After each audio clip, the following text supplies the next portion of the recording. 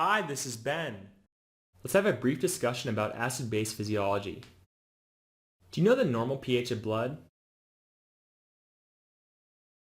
Right, it's about 7.4, and this is a number that's very carefully regulated by the body.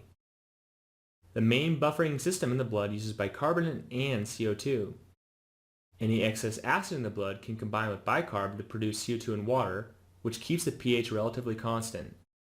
In the same way, any excess base in the blood can be neutralized with a hydrogen ion, keeping the pH relatively constant. Even though there are a number of other buffers, this is the most important one. In metabolic acidosis, we know that the pH is decreased because this is an acidosis. Because it is metabolic, how will the bicarb level change? The bicarb level will be decreased in a metabolic acidosis. How can the respiratory system compensate for this pH change?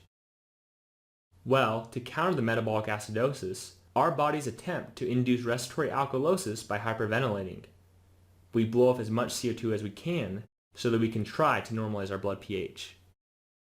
In metabolic alkalosis, we know that the pH will be increased. Because it is metabolic, this means the bicarb will also be increased. Therefore, what will happen to the pCO2? It will be increased due to compensatory hypoventilation. This is also what happens after we eat a big meal.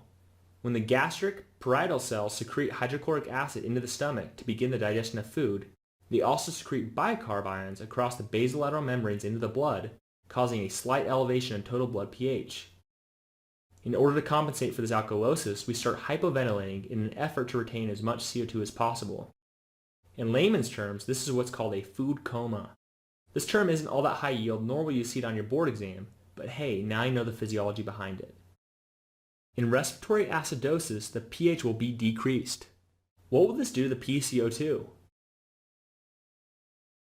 Well, the pCO2 will be increased because the higher concentration of carbon dioxide is producing acid in the blood.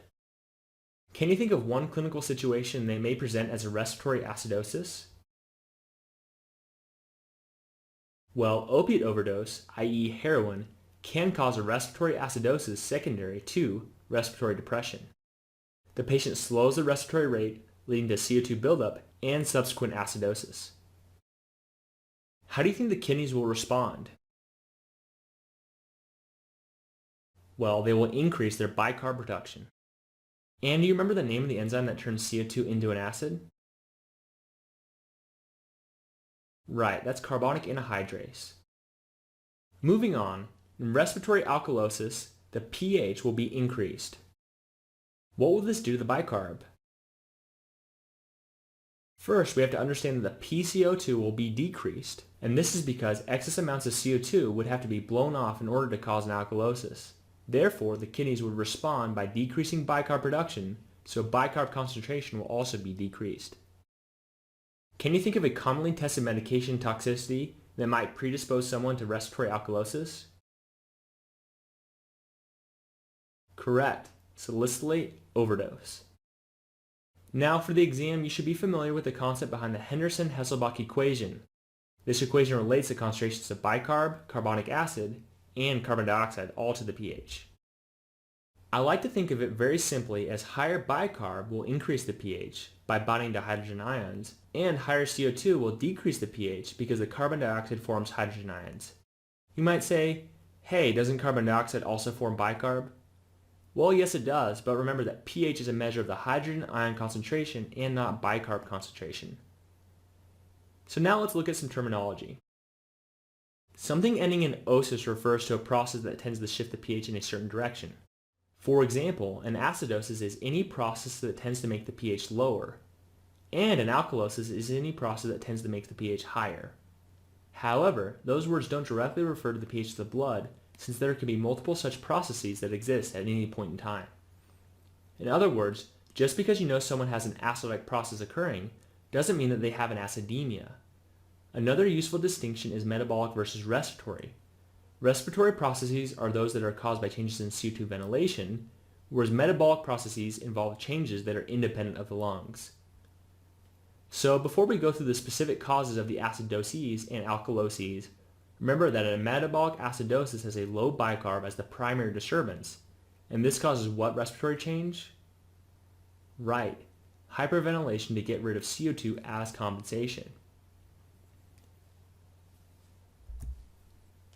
The reverse of this is a metabolic alkalosis that has high bicarb as the primary disturbance, and this causes hypoventilation to hold on to CO2 as a compensation. For the respiratory conditions, the compensatory responses happen in the kidney, which can increase or decrease the amount of bicarb that is reabsorbed. One important point is that metabolic compensation in this way takes 24 to 48 hours, whereas respiratory compensation by a change in breathing can happen immediately. Here's one more shortcut you can use to identify whether a disturbance is primarily respiratory or metabolic. If the pH and PCO2 are moving in the same direction, then the primary disturbance is metabolic. However, if the pH and CO2 are moving in opposite directions, then the primary disturbance is respiratory. This works whenever there is only one primary process occurring. Thanks for listening.